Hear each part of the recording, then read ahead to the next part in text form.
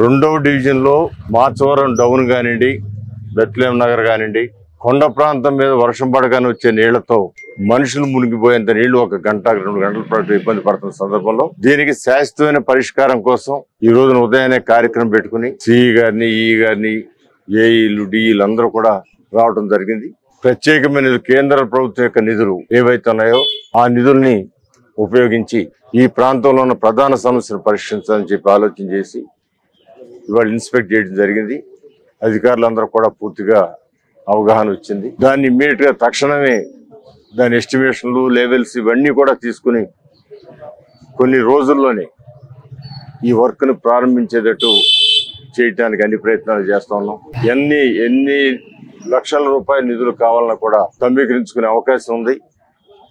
కేంద్ర ప్రభుత్వం సుమారు పెద్ద అమౌంట్ ని ఇవ్వడం జరిగింది. దానిలో ఇది కానివ్వండి, పుల్లేటి గట్ట కానివ్వండి, ఈ యొక్క డ్రైన్లు అన్ని కూడా సమగ్రంగా పూర్తి చేసి ప్రజలు పడుతున్న ఇబ్బందులు నేను చూశాను.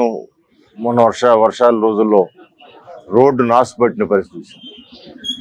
ఇప్పటికీ కొందరు ఇళ్ల ముందు నీళ్లు శాశ్వతంగా నిలవండి వాళ్ళు బయటికి రావడానికి రాళ్ళు వేసుకున్న రాళ్ల మీద వచ్చే పరిస్థితి ఉంది.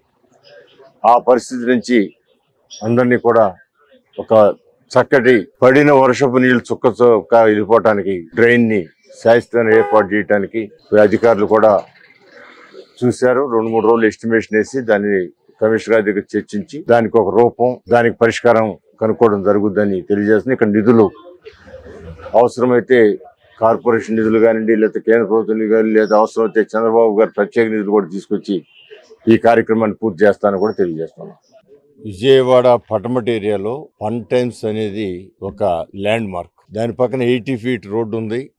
ఆ రోడ్డుని కాలనీకే తలమానికంగా ఉండేటట్టు ఒక నీట్ గా తయారు చేయాలనేది ఇక్కడ వీళ్ళందరి కోరిక. దానికి సంబంధించి ఈ రోజున సమావేశం ఏర్పాటు చేసుకోవడం జరిగింది. ఆ 80 ఫీట్ రోడ్డును గనక పర్ఫెక్ట్ గా అన్ని సౌకర్యాలతో ఏర్పాటు చేస్తే కాలనీకి కూడా ఒక లైవ్లీ అట్మాస్ఫియర్ వస్తుందని చెప్పి స్థానికులు కోరుతా ఉన్నారు. దాని మీద అధికారులు కూడా రావడం జరిగింది. దాన్ని ఏ విధంగా చేయాలని ఆలోచన చేయడానికి ఈ రోజున ముందుగా 80 ఫీట్ రోడ్డు, వాకింగ్ ట్రాక్ ఎన్నిగా అంటున్నారు కానీ దాంట్లో సాధ్యాసాధ్యాలు మరొకసారి చర్చించుకుని ముందుగా డ్రైన్ నిర్మాణం, రెండేపలా కూడా డ్రైన్ ఓపెన్ కావాలా, end to end drain to drain road ఏర్పాటు చేసుకోవాలి. సో ఈ రెండింటి మీద వర్కౌట్ చేయడం జరిగింది. దానికి ముందుగా ఈ ప్లాను ఏదైతే డ్రైన్లు రెండేపున డ్రైన్ ఓపెన్ చేసి డ్రైన్ నుంచి డ్రైన్ కి రోడ్డు ఫ్లేవర్స్ వేయటమా ఇవన్నీ కూడా చూసి చేయటానికి నిర్ణయం తీసుకొని దానికోసం ఇవాళ కాలనీ వాసులంతా కూర్చొని మాట్లాడటం జరిగింది.